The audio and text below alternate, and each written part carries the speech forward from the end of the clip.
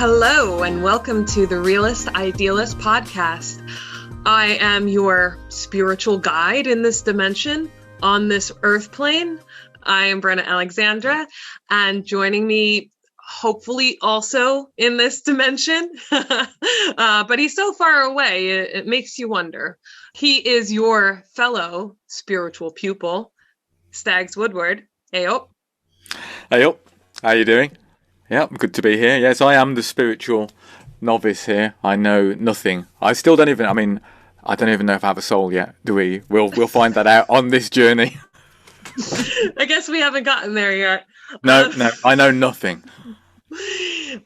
So today we are going to be talking about the paranormal, probably going into like house cleansing, psychic protection. What do you think about that? What does that sound like to you? Wow, very exciting. Yeah. So it's sprung on me every session what it's going to be. Of course. So that's the idea. So I had no idea. Yeah. Wow. What an exciting start. Yeah. Yeah, great. I'm looking forward to it. Yeah. Do you know anything about the paranormal, about any of that? I mean, I've seen films. I don't know how accurate they are. I'm not sure, really. Yeah, I mean, you hear stories, don't you, as well? But no, I'll be very intrigued to hear what. Yeah, well, I mean, you know, should I be scared? No, I don't think so. I mean, I'm one of the biggest scaredy cats you'll ever meet, and if it doesn't really scare me, then you'll be fine. You'll be okay. I'm in Derby, which is apparently one of the most haunted cities in England, and maybe one of the most haunted in the world. So we'll find out. Yeah, I'm sure it is. I mean, especially older places like that, they carry a lot. But anyway, before we get into all of that, we have our expert here to talk to us about all of that. All right. So on the show today, we have Reiki Master and Psychic Medium Bridget Clark. She has been working in paranormal investigation for about 18 years and specifically performing house cleansing for about 14 years, I think. She does that with her husband, Robert, as well. And on a side note, she also makes really amazing wire wrap jewelry, which I have right here. Oh, she has a couple I have a couple of her pieces. They're quite lovely. And you can find her beauties over on her Facebook page, which I will link for anybody who is interested because they are very nice. So yeah, I'll leave the link for that at the bottom, and all that jazz. But anyway, welcome Bridget Clark to the show. Thank you for joining us. Thank you for having me. Hey, Bridget. Hi, how are you? I'm good. There's any experts in that field of paranormal, since we're always discovering and learning new things, new techniques, and ways of communicating with the dead. Yeah. I think every field is kind of like that, especially within the spiritual community. There's a lot of things that are still unknown that we're still learning. Absolutely.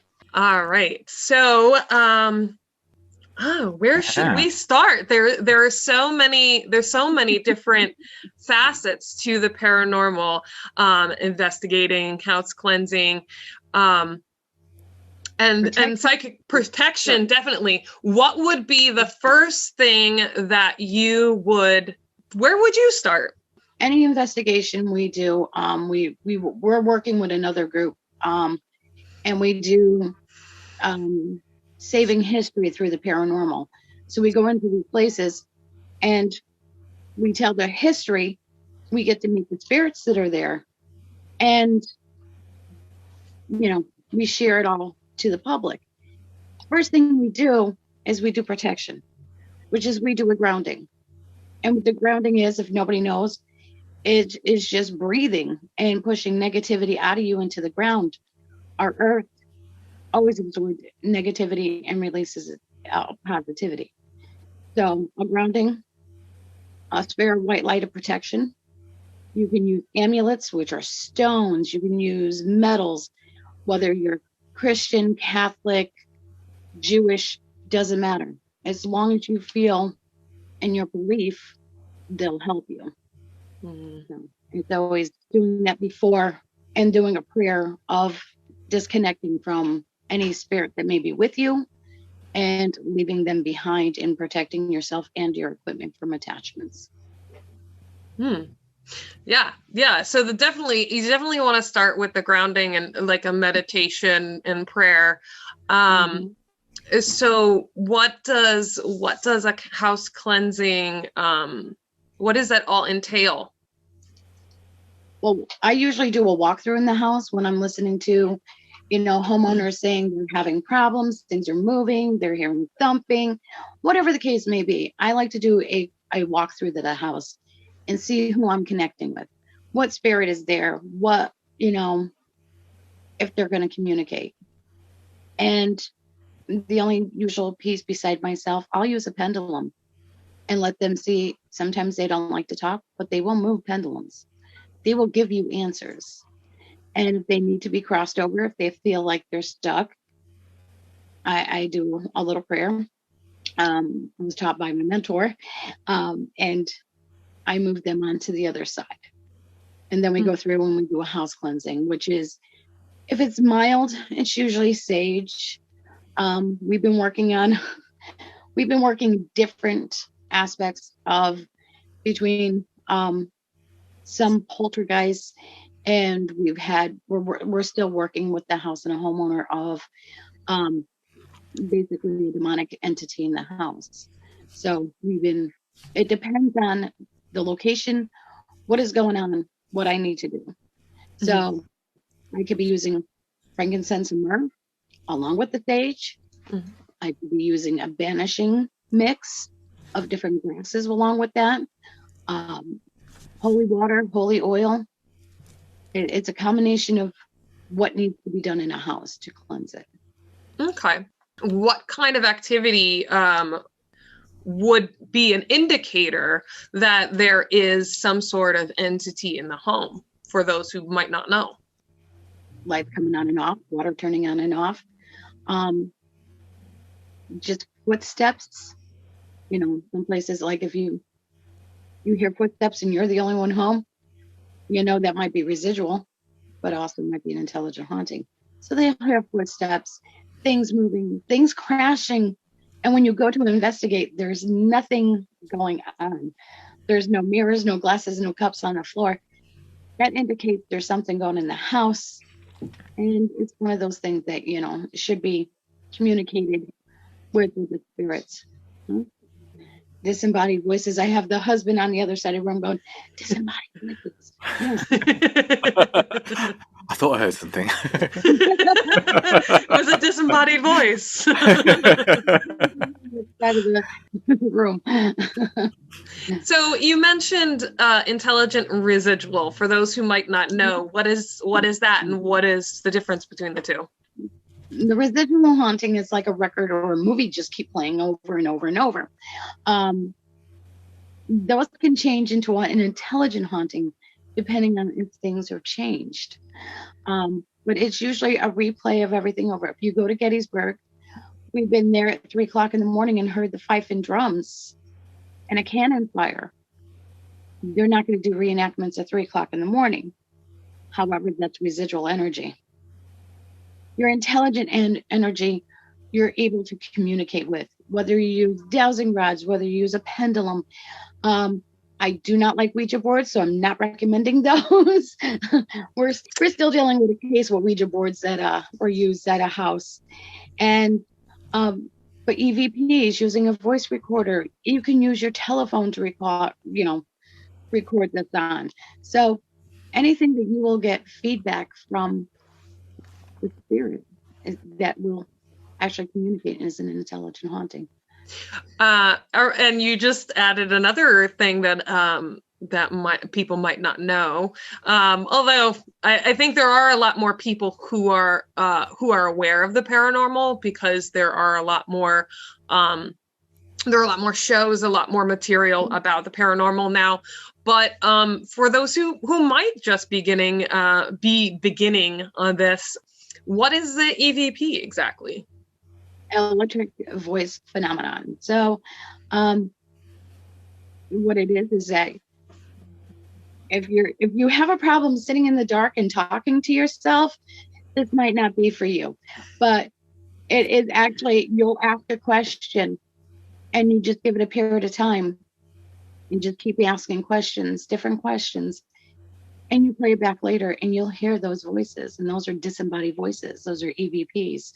Sometimes they're easy to hear, sometimes they're not. But you know there's something there. Mm-hmm. Actually, I mean, I do have experience with this. I have worked in paranormal investigation before, so I know some of this. But one of our past recordings, we were doing an episode, and we were talking about astrology. We had an astrologer on who was our guest.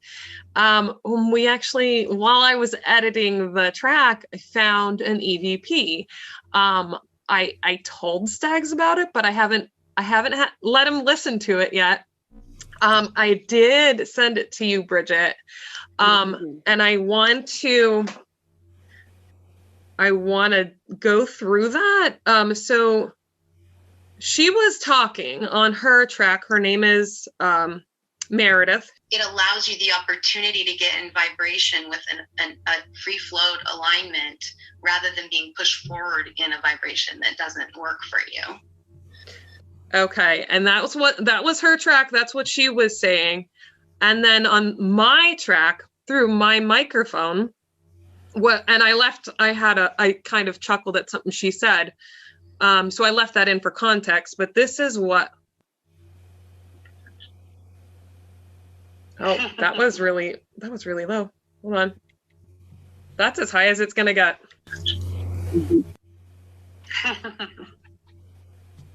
This is what you sent me through earlier. Yeah. Did you listen to it? No, I haven't listened yet. I've been told not to. Listen to it. See what you get.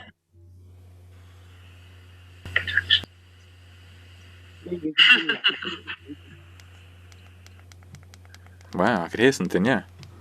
Yeah. So that wasn't me. You can tell the difference in the voice. And it sounded slightly more like electronic. Right. Bridget, what do you think about that? That was very good. And if you're talking about, we're going to go into that astrology thing. We all have guides and angels, and your guide was probably telling you needed to protect yourself more if you decide to try this route of spirituality. Yeah. It was a message for you saying protection. In other words, make sure your guard is up. Make sure, you're calling on your archangels and your angels and your guides to make sure as you're doing this vibrational plane that you're protected. Mm-hmm. Yeah. So that was interesting, being that it's a podcast about spirituality, to be having that kind of activity. I guess it's not a surprise. I mean, I do know when there are entities, energies around me, even when I'm alone. So So do we need to act on this? Is that because Bridget could be the person that we need to speak to? Do you think that's concerning? You said that was probably just my guide, right? It was your guides telling you need to protect yourself if you're going to go down that route, and you're going to use the vibrational planes to lower and higher, which in Reiki, we lower and higher our planes and our energy to help others heal themselves. So doing a vibrational, maybe even meditation that you may need to do a little protection before you start doing that. This way, your guides are like on hand, knowing that, okay, this isn't good. Now we're going to stop, So, we have that in us, and our guides will communicate. Yeah. Yeah. So when you were talking before about crossing over, what is that you meant? Okay. Sometimes spirits get stuck and they no longer want to be there. They don't know how to, they've passed and they don't know how to leave this plane. And it could be just an illness, and they feel like they missed that door opening. And it's basically opening the door and letting the angels in, letting my guides in to remove them from the earthly plane and let them go to where they needed to be. And we were working on a historical place, and they asked me to cross this one spirit over who was murdered, but he was murdered robbing the owner's house. So he had been trapped there for, God, at least 100 and change. And, you know, everything that we recorded is gone. It was erased. It was just, I think Rich told me, it was sounded like just magnets dragging across the tape. And they're all electronic, but that's what it sounded like. But the spirit was trapped because he was murdered there and by the hands of his boss. And when I crossed him over, I say, I do this without judgment. I do this without prejudice. I'm just moving your soul on. And where you need to go and where you need to be is where the angels will take you. And the room got dead silent. Everybody got very emotional. And it was just a relief that this person who was murdered, he missed his opportunity of, we come and go as humans as we please when we pass. Free will. He felt his free will was taken away, so he couldn't move. If that makes sense. And that's something that can be done as a medium, right? That's not something that just anybody can do.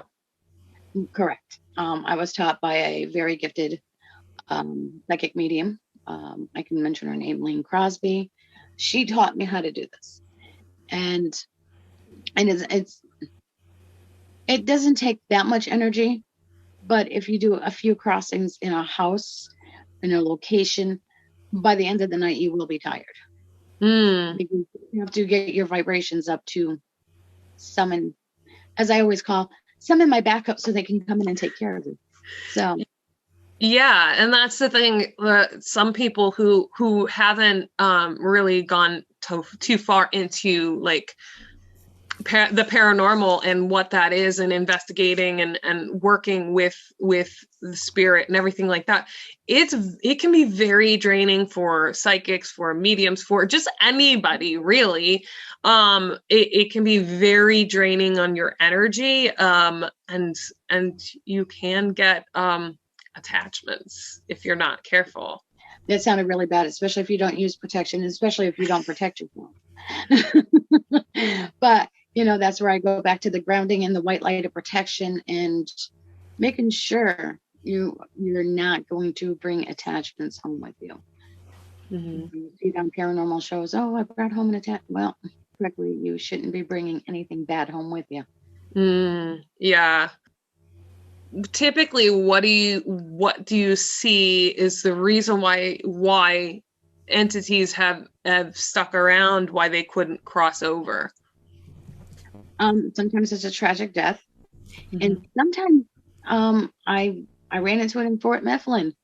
They like being there. They, you know, it sounds strange. It was in the casements, and I'm like, do you need?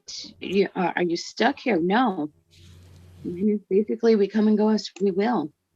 But I guess it's because of the history, and they see people, and one of them liked freaking people out, so that was pretty understandable. He liked to, I think they ruffle their feathers and puff their chest out to make themselves more scary.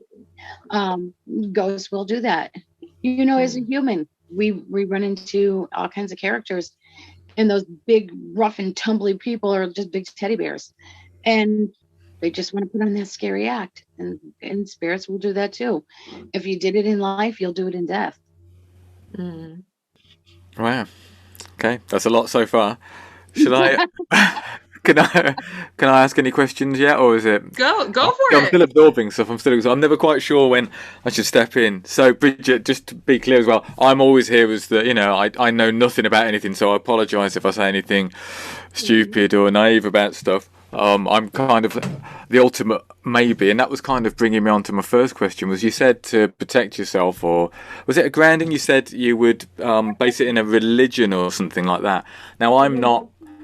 It's just getting rid of the negativity that's in you. Yeah. And it's breathing from your head to your feet in increments of just pushing negativity out of your body. Using of amulets and protection stones, anything you feel comfortable with, that goes to your religion. Okay, yeah, because I'm not religious at all like I'm not anti-religious either. I think that's why I'm here. I'm the ultimate maybe with stuff. I never really know what's anything. So does that make me an easy target? Should I stay away from this until I've got some sort of more protective faith, or can I kind of find that within myself? You can find that in with your, in yourself. And another thing is that stones and crystals, they all have properties to help us. And there is a list out there. There's like obsidian and tourmaline, citrine, amethyst, snowflake, obsidian. I could go on and on. There's about 15 of them that can help block the negativity. There's stones that absorb the negativity so it's not to you. And there's stones to open up your psychic abilities. So using something like this, you can go into the paranormal knowing that you're still protected. Okay, cool. Yeah, so when I started doing paranormal, I was so completely open and I didn't know anything about protection. One of the things when I started learning about it is I wasn't very religious or spiritual. I didn't consider myself any of those things when I started. So using a shield, an energetic shield, and imagining the source coming from the universe instead of, like, some might consider it the universe, God, or whatever universal source, wherever they feel that this energy is coming from, that's going to protect them. Exactly. Yeah. That's what I've used. So, I mean, it doesn't have to be denominational. It doesn't have to be one religion or the other. If you just imagine that the universe is protecting you. Yeah, interesting. Which brings me on to another one of the questions, was you mentioned demonic and ghostly. Are they in two different points? Are they separate? Are they the same, or are they coming from the same place? Or? They're quite separate. Your spirit, your ghost, they're usually human. They were once alive. And some of them, like to won't pass on. Some will. Like I said before, we as humans, we can go and come as we please. So our loved ones will pop in and check on us. Demonic, on the other hand, and usually when that starts happening, it's usually because a person let it in. Whether they willed it in, whether they played with, and Ouija boards are great because you don't know what's coming through. But it's a whole different thing. And they are allowed in because the people let them. Where spirits are just among us. Okay, right, yeah. And I guess the final one that I'd made a note of was about you talked about attachment. Is that going to be attached to like a person, or is it a place, or I'm kind of gathering maybe either or both, or? Attachment could be to a place, it could be to a person, it could be to an object. And then you're talking about haunted artifacts. And usually when it's attached to a person, especially on a paranormal, if you're doing paranormal investigating, I call those lovingly hitchhikers, because they're able to attach to those who have not protected themselves, they really don't have a worry about it. They really don't care. They're just out there thrill seeking, not paying attention. They can bring these home to themselves, with them. Attachments to places. A lot of those don't usually move around. We work with two different historical places, and they may wander from floor to floor, but that's their domain. That's where they like to be. That's where they're the most comfortable, and they're usually not harmful. The attachments to personal product, personal items, that comes from somebody who may like a piece of jewelry. I have a couple of haunted artifacts over here. And this is a candlestick holder. This came from Scotland. A friend of mine gave this to me. It looks like it's harmless. It really is. But unfortunately, it does have a little bit of its own energy, because it will start to wobble on its own. So yes, I just have that sitting out in my house. But objects can be haunted because somebody really liked something and that was their possession, so they may go to it. So if you bought like an item at like an antique store or a thrift store or something like that has a history that might have belonged to somebody who died, like that kind of attachment. Yes, sometimes it's just their energy is there, especially like hand mirrors and brushes and stuff like that has their personal energy on it. I was in an antique store, and it was down towards Philadelphia a few years back. And as I walked by this display case, I heard, "That's my collection." And when I stopped, and the friend of mine who was investigating with me goes, "What's the matter?" I said, "There's a man here, and he's very angry about this collection." Well, he had passed, and it was signed Mickey Mantle memorabilia.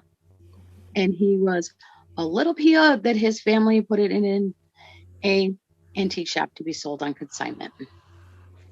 So yes, anything like that can happen.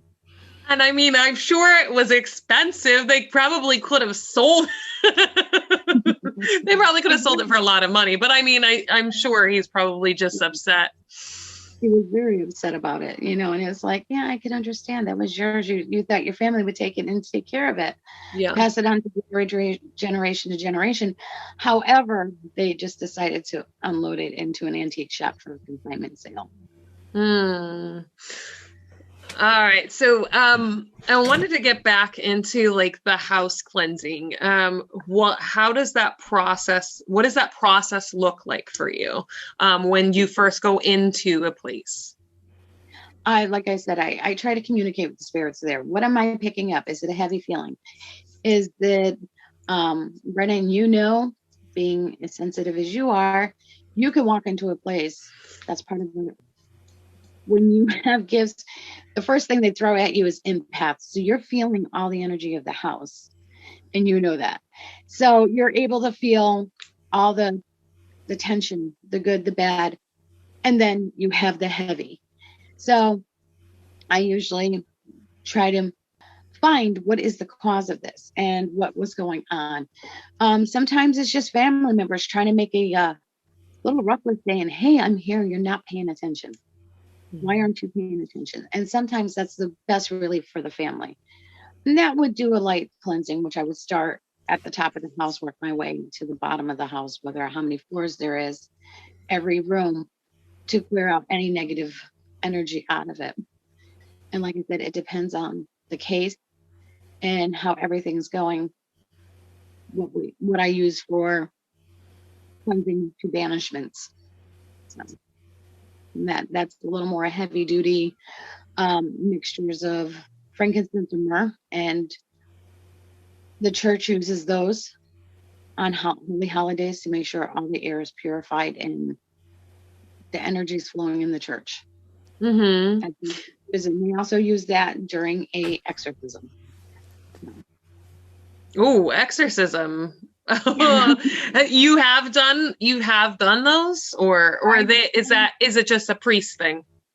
Well, a friend of ours is a Vatican trained demonologist. He does exorcism on land and property, and you have to, in the Catholic Church, you have to be a clergy to do so. And he does it and it's multiple layers that he runs into. And the thing is that being on the other side of the scale, I was raised Catholic, and not many people know I am an Italian witch. So I have only done one exorcism, and that was to rebind a haunted mirror that was demonic. So yes, I have done one exorcism in all these years, which I'm really good with now. Did you say rebind a haunted mirror? Yeah. Wow. Can we hear more about that? Or is that... A friend of ours, kind of knows Bill and Chris Reap, and they loaned a mirror down to the Gettysburg Haunted Museum. Their caretaker asked me to come down because the binding started snapping.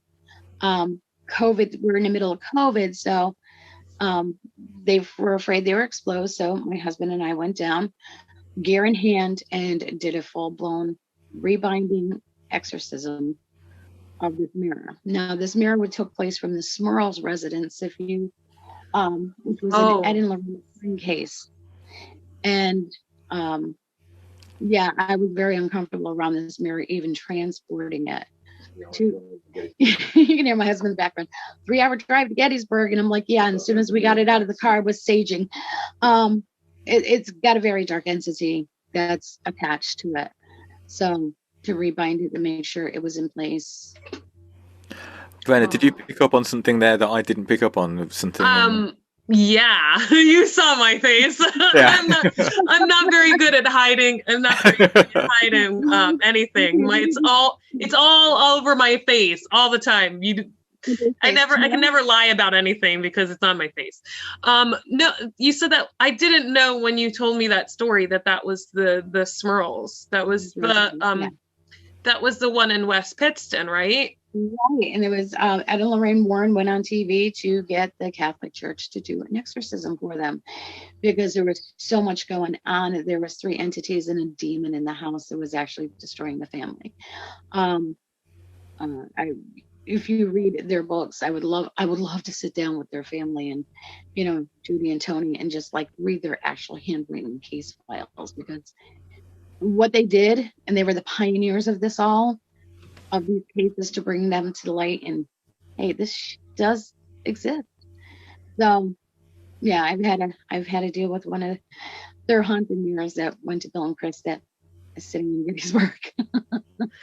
Oh boy. Yeah, the Stags, just for reference, that's actually the place that we're talking about is actually pretty close to where I live.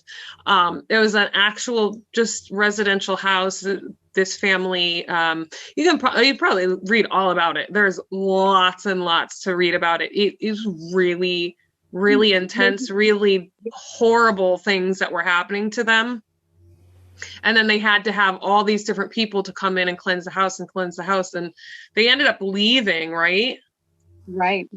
And I think it took 2 moves before it broke everything, because no matter where they went, the entity followed them. It followed them to a hotel room. It followed them on camping trips. So it wasn't just like confined to the house. And their in-laws lived right next door. So things were happening on Jack and Diane's side where, yeah, it was Diane Smurl, wasn't it? Janet Smurl. My bad. Janet Smurl. So things were happening on their side of the house where the mother-in-law would see the entity walk through the double, it was a double block, so it would walk through the wall to their living room. The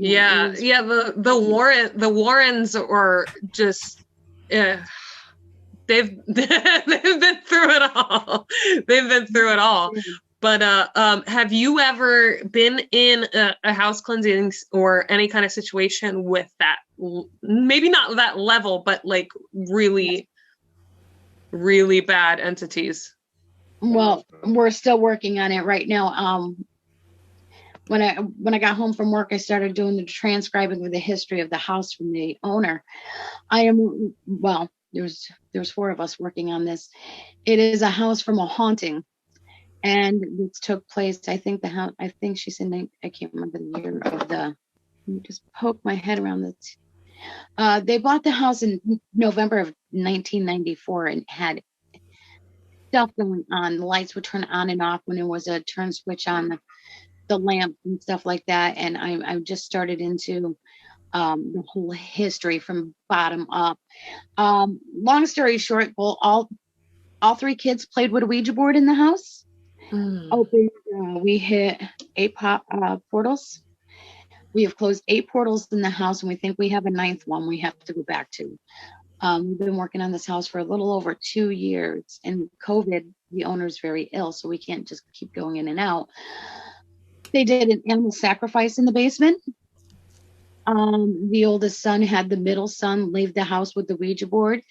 He's between 2 cemeteries. He went to one of the cemeteries, conjured a spirit, and brought it back to the house.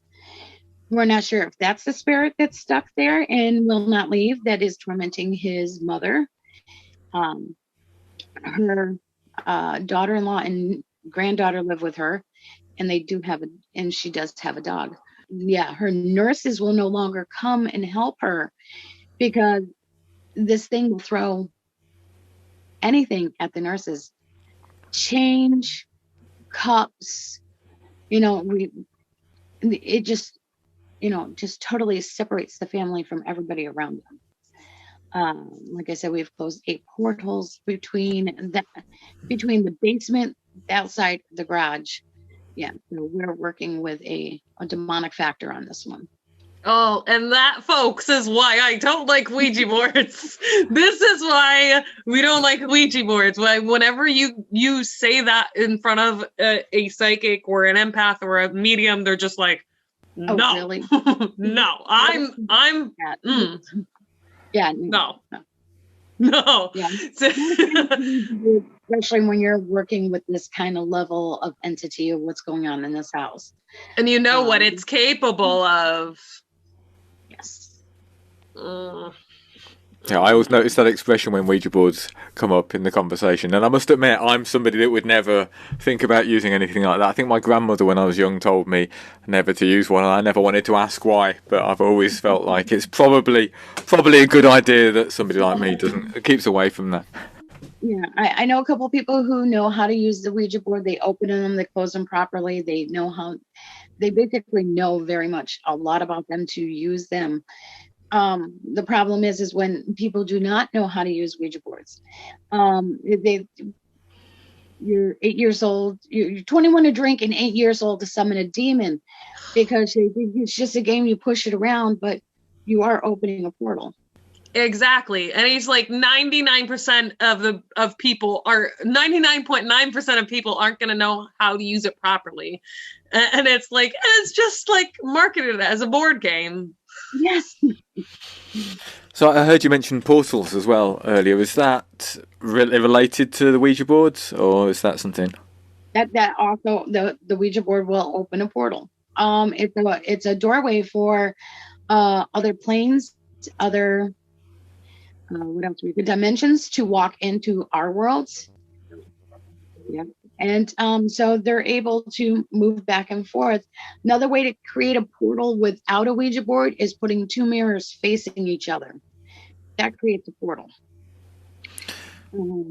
I'm just checking my house now, thinking mentally, going, have I got any mirrors facing each other? I don't think I have. I think we're safe. I hope so. So yeah, people don't realize, oh, that looks really good. It sees the reflection of itself. No. Best thing, it's one of those things, haunted mirrors, because you're able to pass through the plane of a mirror because of the reflections. Oh, you know what? That reminds me. Is that any kind of mirrors that can possibly happen to? Because you see this department stores that have those folded mirrors. Uh-huh. Like, is that they're opening that up for potential of a portal, or especially if they're facing each other and they got that reflection going back and forth. Well, we went on the Kiss cruise and we're walking down this hallway, and I said, yeah, I could see this place becoming possessed very easily. And 3 people turned around and looked at me and said, mirrors should not be facing each other. And they just walked really fast past us and kept running. And Rob yeah, that's really hysteria. Going on a ship of about 3,500 people. I'm like, well, not very bright. Yeah, it looks cool, but no, that's not bright. Oh, perhaps that was the reason that I was always fascinated with them when I worked retail back in the day. I was like, oh, all these mirrors facing each other. Look at all the different copies of me, and I'm like, oh, no. Now I'm looking back and like, yeah, that's not a good thing. Oh, crap. Rob's going, that's a doppelganger.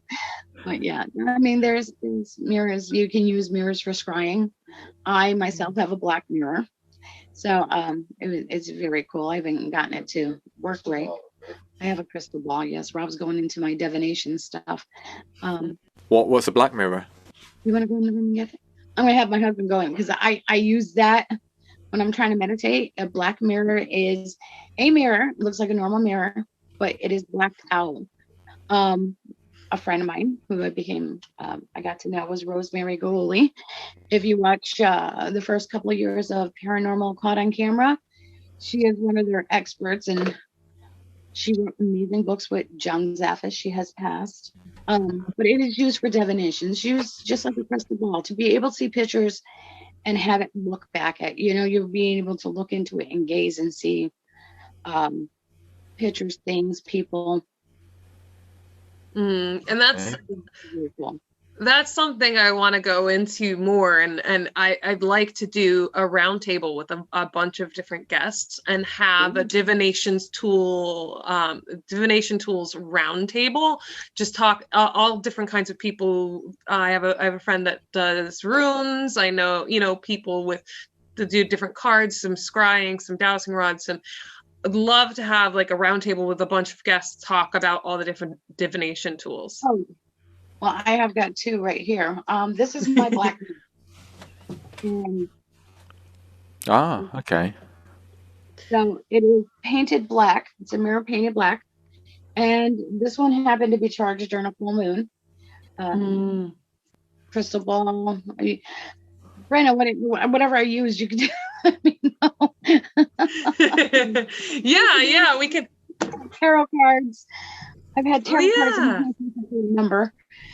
Yeah, we can definitely get into that. When we get to that, I do definitely the scrying is something we'd like to get into. So how is it different? House cleansing to doing just a paranormal investigation? Is there ever like a crossover between the two as well? For me, it's about the same when I'm walking into a place, whether I'm investigating or I'm trying to figure out what's happening. To me, it all feels the same because I'm picking up the energy no matter where I'm going, no matter, who I'm trying to see, what they're showing me. And, that all comes on your intuition and your intuitive, the clear bounce into that, so all that plays in a factor. So to me, it's basically the same, but I'm going to be more serious during this house cleansing because the family's at stake here and you're trying to make them as safe as possible. Where paranormal investigating, to me, it's a little more fun because I'm able to, it's a different place for me, and I'm able to leave those spirits there if they shouldn't choose to be there. Now, how cleansing you try to get those bad spirits, the negativity out of the house for them. Yeah. Well, Rob's going on in the background because we're going to the Hinsdale house in May. That's my birthday present. So I don't know if anybody knows about the Hinsdale house. No. It's in New York. It had a failed exorcism. So they have a lot of spirits there. Wow. Crazy things happen. So have you ever had a paranormal investigation turn into almost like a cleansing or a crossing over? Several times. I will not name the places so I don't get thrown out. We don't usually cleanse. We don't usually sage, but I will, if need be, cross over a spirit, let them pass by and let them keep going. Yeah, is that has happened while you were investigating somewhere? Yes, it has. Yeah, Chris and I did a couple together. What was that like? What was that like? And coming to that realization that this person wants to cross over. Let's do that. Yes, and it's happened. We've Well, Chris Reap, her and I, when we're together, we can gel up and feel things, and which is great, because when working with anybody else who has abilities, that energy, that vibration between two people will amp each other up to pick up more. And we looked at each other and said, the spirit needs to be moved on, and we did. And it was just because that spirit was stuck. They died a horrible death. They actually had a disease and just like lingered and died and was stuck, knowing that they were so ill, they didn't know where to go. They didn't know where to. Stags, you have any questions about it?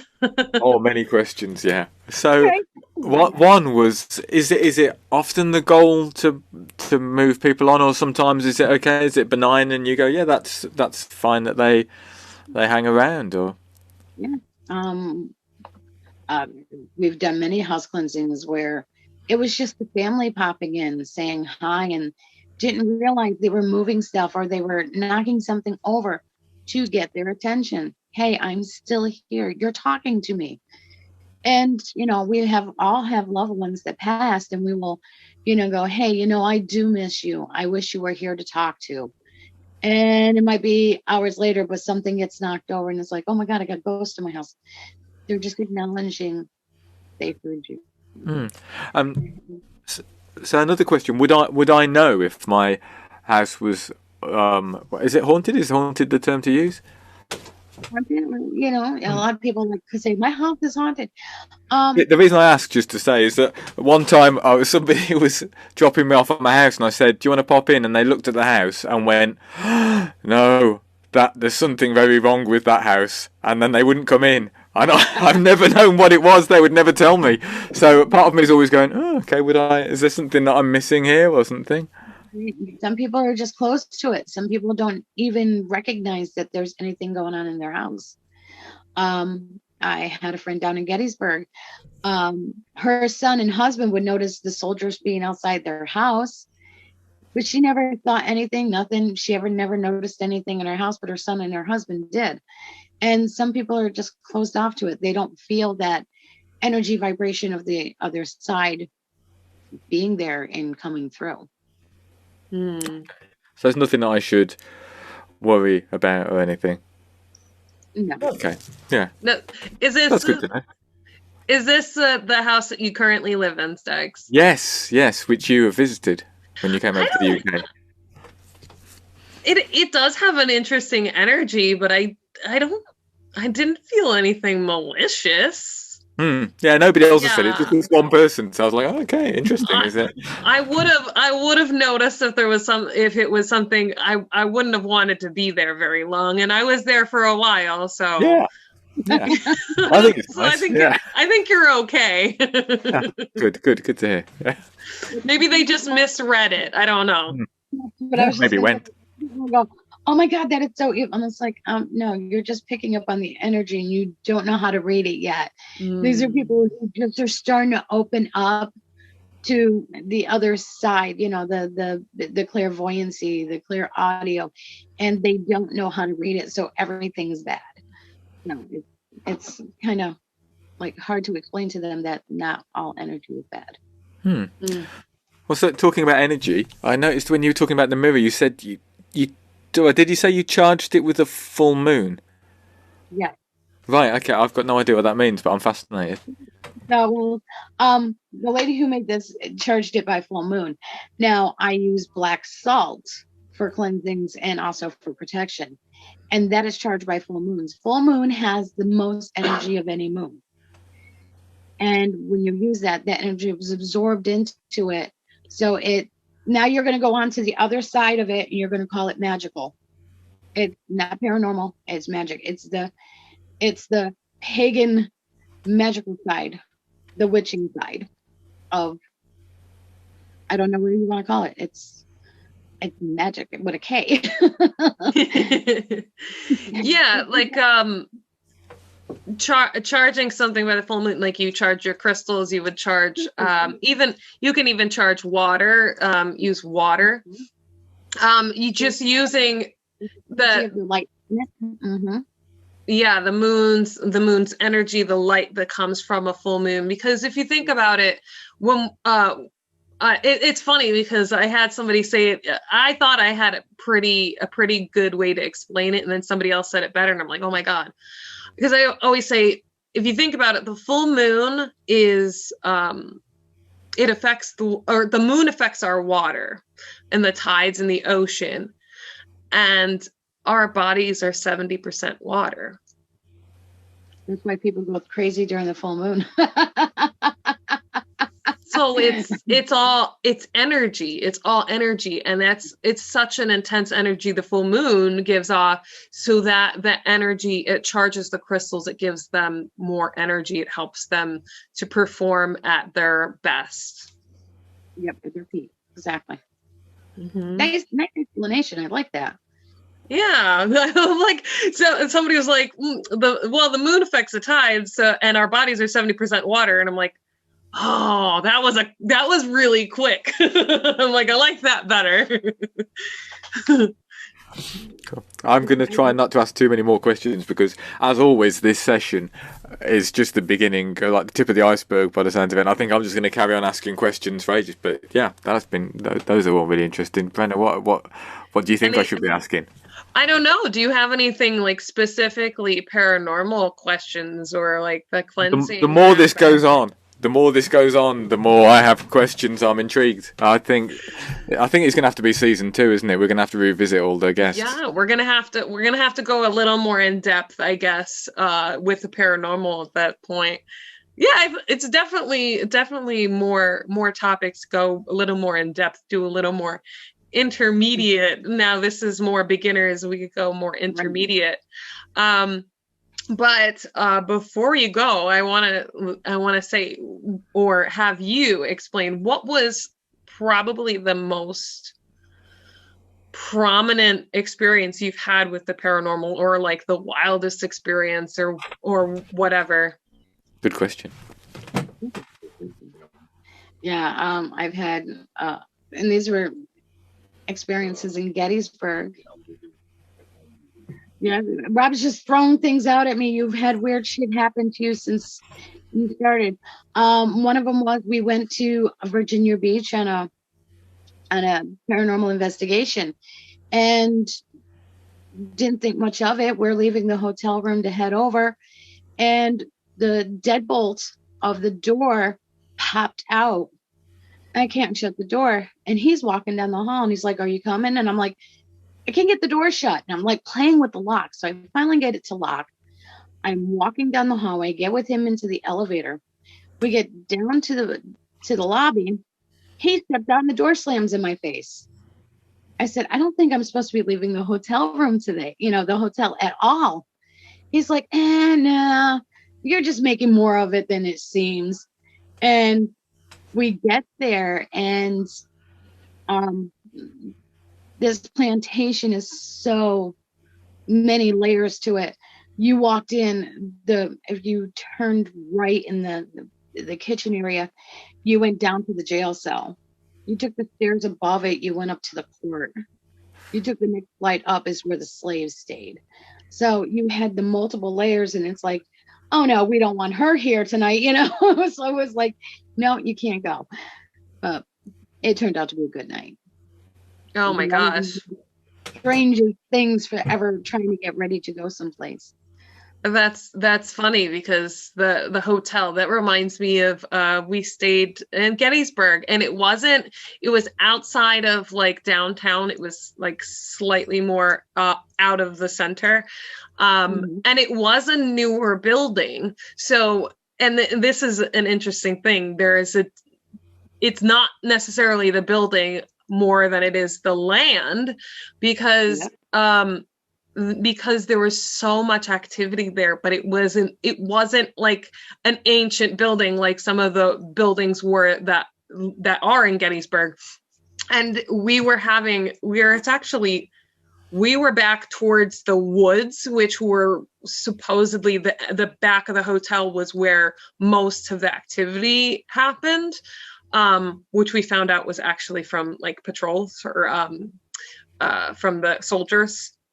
But there was actually a spot in the hallway as you're walking back where it just felt like, just like energy. You just like walking through like, I don't know, like like Jello or something, but like energetic. Just you just felt yourself walking through this, and it's just like crazy. And we had paranormal. We had activity in our rooms, EVPs. We've had at night, but actually the hotel would have their elevator doors at like 2:00, 3:00 in the morning, open and close on their own. And we had a medium in there who was there with us. She actually figured out it was a soldier on patrol. It was a residual. And then after we left, we found out that it stopped. Gettysburg. Oh, Gettysburg is amazing. You figure there's 73,000 people killed in 3 days in the battle. It's got a lot of energy and the crazy things that happen. I've had ghosts. I was in one building. I think it was one of our first paranormal investigations with like multiple people that we didn't know. I was actually held down, and it was 4 Confederate soldiers locked in the basement, and they weren't fed. And they must have said, "Hey, the fat one's going to take all our food," And it was pretty funny because I'm like, "Hey, did anybody?" And they're like, "Yeah, somebody else got help." Well, where were you? And in that same house, the woman who hung herself because her fiance went off to war and didn't come back, committed suicide in the building. And I would know right where she was to go communicate with her. And, I was like, using me, go spate, go talk to them. And yeah, she didn't like me up there because she knew that other people she'd freak out and make move. Yeah, anywhere in Gettysburg, just walk anywhere. Just you cross the city line and you feel it. You just feel it. The energy is so dense there. It's so, it's just so full of. You can feel it. You can feel it. It's definitely an energy is when you go in there. We stayed in Chambersburg, and I said to him, "Will you stop messing with the covers?" And he didn't answer me. And I picked up my head and I looked up. And at the foot of the bed was this like 6-foot figure pulling on the blanket. And I just looked at him and he walked out the wall. And I'm like, "Okay, good night." Roll over, went back to sleep. I said, "Okay, they were just trying to like mess with us." And he's like, "Who are you talking to last night?" You didn't you hear me say, "Are you messing with the blankets?" Yeah, Gettysburg. That was the first place I had a lot of my first experiences with paranormal. The first time I heard an EVP with my naked ear, the first time I saw a full-bodied apparition. Lots of firsts in Gettysburg, and that just blew my mind. It's a great place if you're gonna start off to get your experience and learn this craft. And people use it as a hobby. Some of us use it for learning new things and communications. It's just it's like having a pond full of fish. Just take your time with it and learn. Discover how to communicate. And I mean, learning about the afterlife, where we go when we die, what happens to us. I mean, there's still so much we don't know. I mean, we do have some theories, we do have an idea, but there's just so much untapped that maybe we're not supposed to ever know. I think we've heard everything. Everybody's asked, "What's heaven like?" And they won't answer you.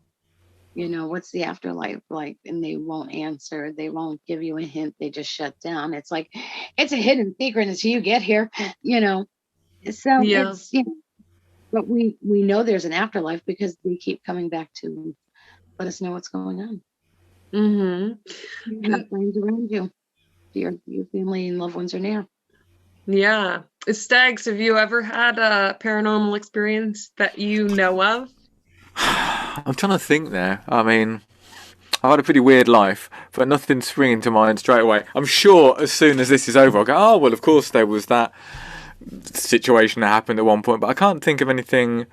Oh, well, actually, no. Well, there was a weird thing once when I was a teenager that I had a strange sense that there was a presence, a female presence in my room, and then when I woke up there was flowers that had been in the bathroom that were placed under my pillow, and I never quite worked out why, but I always put it down to sleepwalking or something.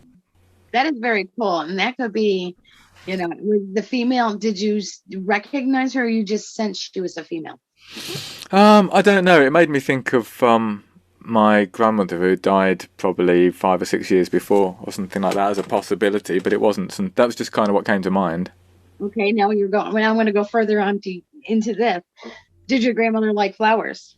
Yeah, she used to have a little vase of flowers. I'd never really thought about it, but she had a vase of flowers out, and her name was Violet as well. So I guess there was, yeah. Now, No, she didn't live with you. You went and visited her.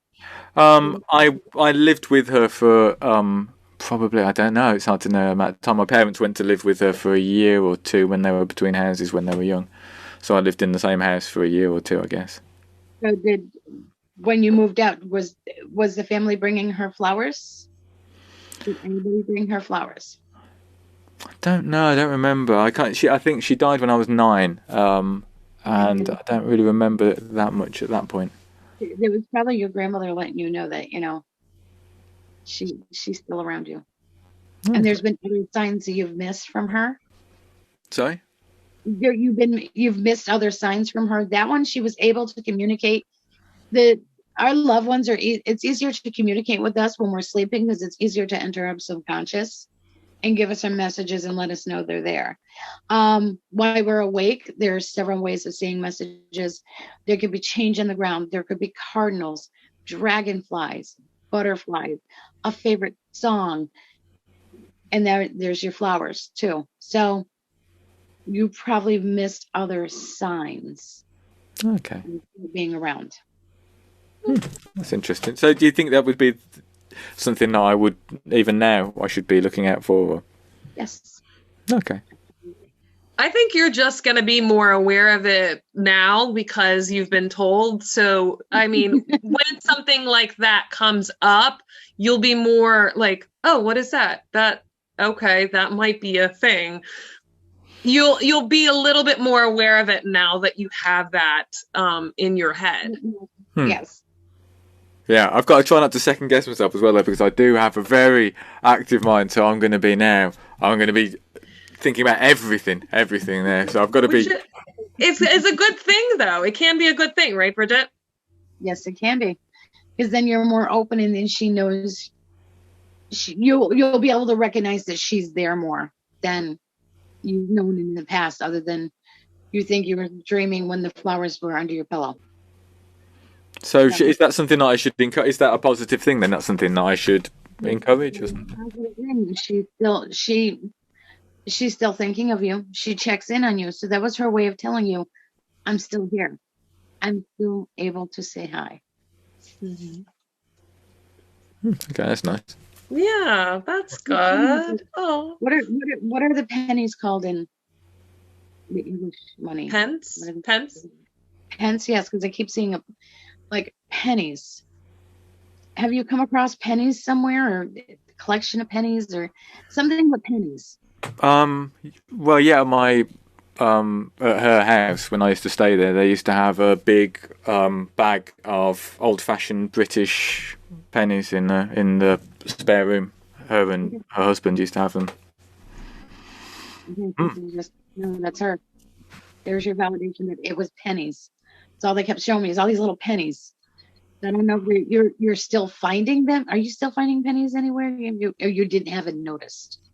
I haven't noticed. No. I don't know. Yeah, maybe. I'll think about it. It's one of the things that afterwards I'll probably go, oh, yeah, of course, yeah. But no, yeah, interesting. Yeah, they were old Victorian pennies that they used to have a bag of. So, yeah, so they'd be noticeable if they came about now. I'll keep my eye open. They're probably worth a pretty penny. Yeah.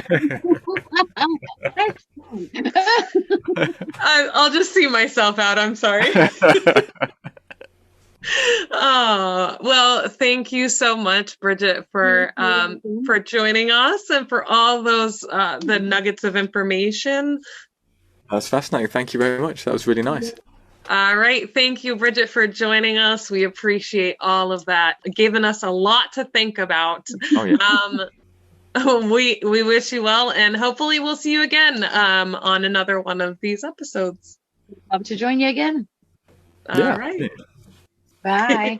So what do you think? Are you more enlightened now? Yeah, well, like I said, I always love hearing all of this sort of stuff, and I'm going to have enough to think about now, I think, for the next, well, maybe it's probably a lifetime's worth, isn't it, really? Let's face it, there was a lot going on there in that. There's a lot of things to think about. That's really interesting. There's a lot, and there's still probably a lot we haven't touched on yet. But I had to stop writing down questions halfway through because I was like, "There's too many. I've got a page full of stuff now." I was like, "Yeah, I can only ask so much to the poor woman. It would be too much. It would be a barrage." So yeah, no, it was fascinating. All right. So we've all learned some stuff. Hopefully the audience has learned something as well. We taught them something new. How could they know? Yeah, right? Oh, that's one thing I should say before we end, is that I'm going to have to now contact my mother and get her to redecorate her bathroom, because she does have two mirrors facing each other. She said halfway through, I suddenly thought, oh, right, okay, I might not have any in this house, but my mother certainly has, so I'll be ringing her in the morning. Yeah, let's fix that situation real quick. Yeah. No mirrors facing each other. That goes out to the audience as well. Get those mirrors sorted. Yeah, get it sorted immediately. Thank you to everyone in this dimension who has been listening in, and to anyone in any of the other dimensions who may have been listening in, even those who have crossed over.